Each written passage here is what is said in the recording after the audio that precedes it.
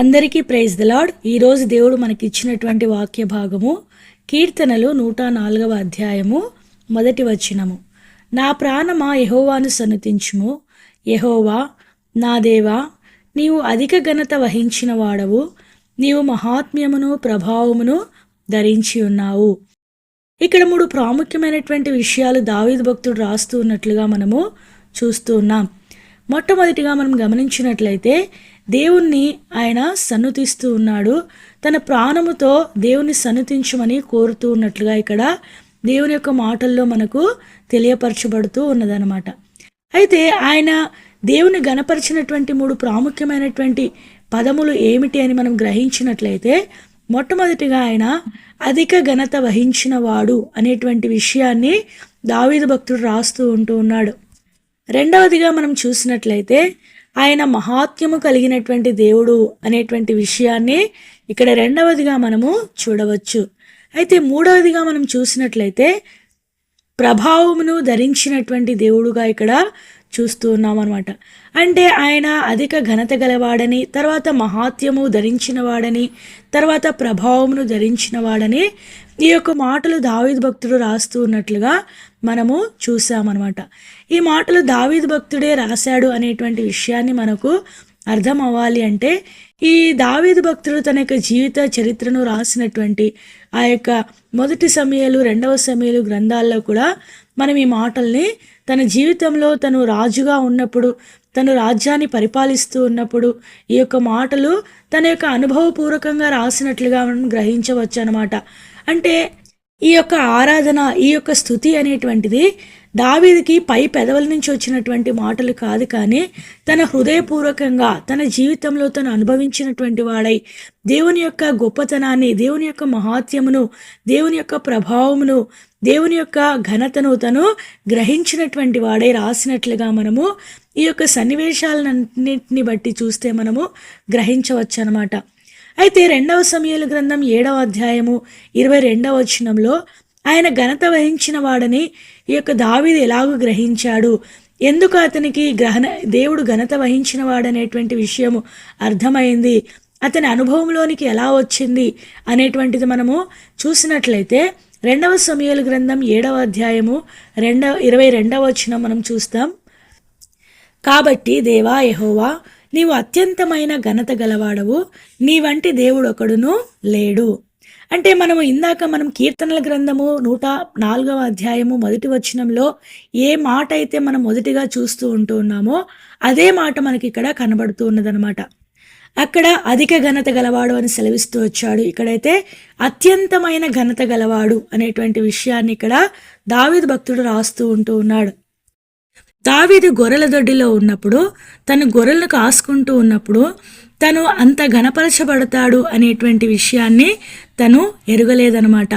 ఏదో తను కడసారేవాడిగా, తను ఒక పొట్టివాడిగా ఉంటూ, చిన్నవాడిగా ఉంటూ తను ఆ యొక్క గొర్రెలను కాసుకుంటూ ఉన్నప్పుడు తన యొక్క ఆలోచన ఎంత మాత్రమును ఇంత ఘనపరచబడతాను అనేటువంటి విషయాన్ని తనకి తెలియనటువంటి పరిస్థితిలో ఉన్నప్పుడు దేవుడు తనను ఒక రాజుగా అభిషేకించి తనను ఎన్నో పరిస్థితుల గుండా తీసుకుని వెళ్ళి తనను రాజుగా పట్టాభిషేకం చేసేంత వరకు దావీదును వదిలిపెట్టినటువంటి దేవుడుగా ఉన్నాడనమాట.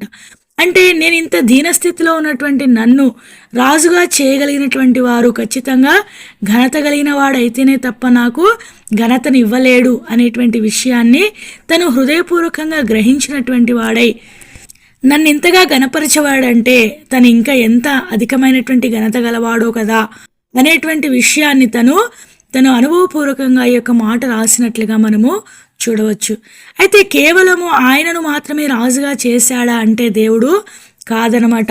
ఈ యొక్క మాటలు పలికడానికంటే ముందు దేవుడు తనకు చేసినటువంటి వాగ్దానం మనము చూడవచ్చు అనమాట. ఇక్కడ మనం 16వ వచనంలో మనం చూసినట్లయితే 15, 16 మనం చదివితే, నిన్ను స్థాపించుటకై నేను కొట్టివేసిన సౌలునకు నా కృప దూరమైనట్లు అతనికి నా కృప దూరం చేయను. నీ మట్టుకు నీ సంతానమును నీ రాజ్యమును నిత్యము స్థిరమగును, నీ సింహాసనము నిత్యము స్థిరపరచబడును అనెను. ఈ యొక్క వాగ్దానం ఎప్పుడైతే పొందాడో తను ఇంకా దేవుణ్ణి ఎంతో గ్రహించినట్లుగా చూడవచ్చు. కేవలం నాకు మాత్రమే ఘనతనివ్వలేదు, నా యొక్క జీవితాంతము నా యొక్క నామము ఇతరులు గుర్తు పట్టే విధంగా నా యొక్క సంతానం అంతా కూడా దేవుడు సింహాసనాన్ని ఉంచుతాను అనేటువంటి విషయాన్ని ఇక్కడ దేవుడు వాగ్దానం చేసినప్పుడు తను ఎంత అధికమైనటువంటి, ఎంత అత్యంతమైనటువంటి ఘనత గలవాడో తను గ్రహిస్తూ ఈ యొక్క మాటలు పలికినట్లుగా, తన యొక్క ప్రాణముతో సన్నతించమని కోరినట్లుగా మనము ఇక్కడ ఆ యొక్క మాటల్ని బట్టి మనం అర్థం చేసుకోవచ్చు అన్నమాట.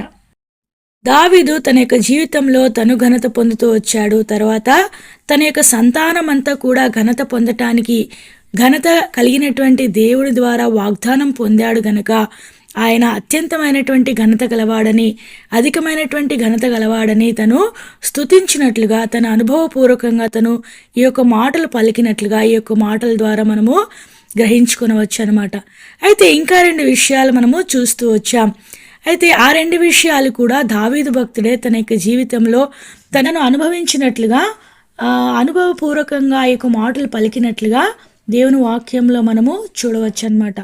మొదటి దినవృత్తాంతంలో 29వ అధ్యాయము 11వ వచనం మనం చూసినట్లయితే, ఎక్కడైతే కీర్తనాలు 104వ అధ్యాయం 1వ వచనంలో ఏ మాటలు అయితే చెప్తూ వచ్చాడో అదే మాటలు ఇక్కడ మాట్లాడినట్లుగా, ఇక్కడ పలికినట్లుగా మనము చూడవచ్చు. యెహోవా భూమి ఆకాశముల యందుండు సమస్తమును నీ వశము, మహాత్మ్యమును పరాక్రమమును ప్రభావమును.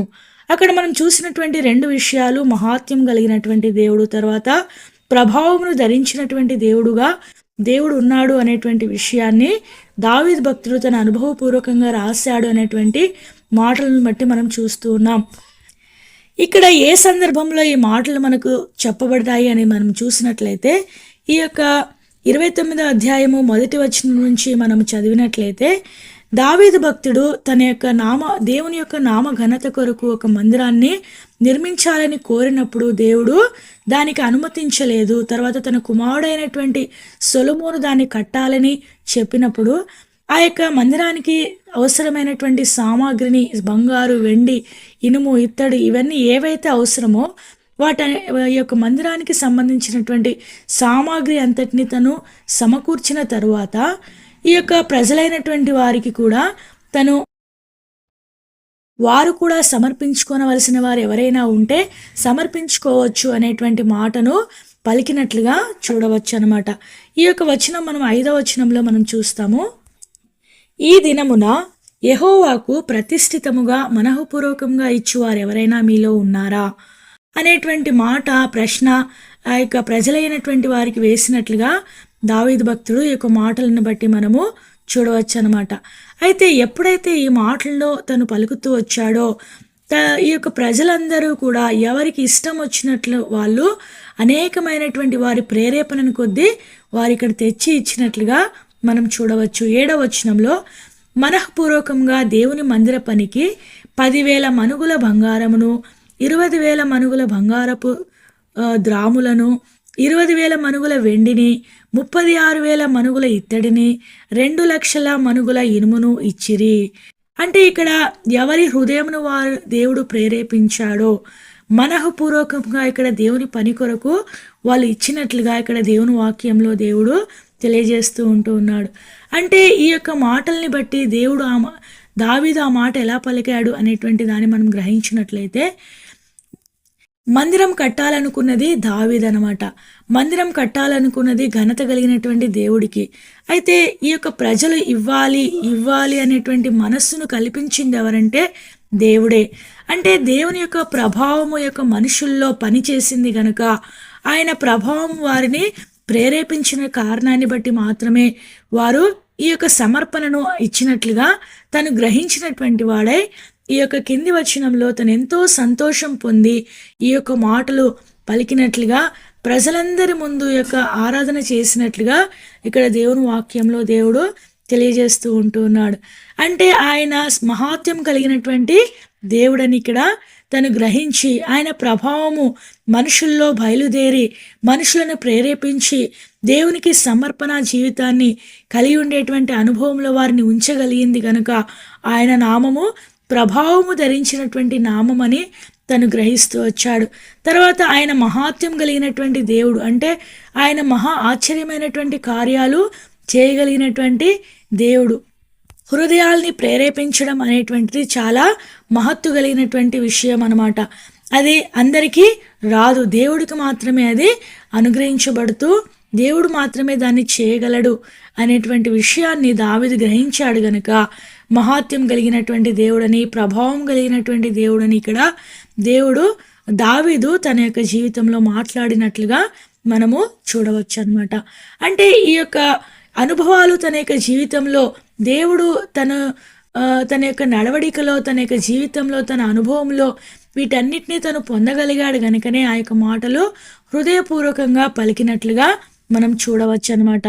దావీదు తన యొక్క పై పెదవులతో ఆ యొక్క మాటలు చెప్పలేదు, కానీ తను అనుభవించి చెప్పినాడు అనేటువంటి విషయాన్ని ఈ యొక్క మాటల ద్వారా, ఈ యొక్క తన జీవితంలో జరిగినటువంటి ఈ యొక్క సన్నివేశాల ద్వారా మనము గ్రహించుకొనవచ్చు అనమాట. మరొకసారి మనకి ఇచ్చినటువంటి ఆ యొక్క వాక్య భాగములను చదువుకొని ముగించుకుందాం. కీర్తనలు 104వ అధ్యాయము 1వ వచనము. నా ప్రాణమా యెహోవాను సన్నతించుము, యెహోవా నా దేవా, నీవు అధిక ఘనత వహించిన వాడవు, నీవు మహాత్యమును ప్రభావమును ధరించి ఉన్నావు. అంటే నీ జీవితంలో, నా జీవితంలో ఆయన అనుగ్రహించినటువంటి ఘనతను గ్రహించినటువంటి వారమై, ఆయన యొక్క మహాత్య కార్యములు గ్రహించినటువంటి వారమై, ఆయన ప్రభావమును ఎరిగినటువంటి వారమై హృదయపూర్వకంగా మన యొక్క అనుభవపూర్వకంగా ఆయనను ఆరాధించబద్దులమై ఉంటూ ఉన్నామని దేవుడు ఈ దినాన మనకు తెలియజేస్తూ ఉన్నాడు. దేవుడు మనకిచ్చినటువంటి యొక్క కొన్ని మాటలు దేవుడు దీవించి ఆశీర్వదించునుగాక. ఆమేన్.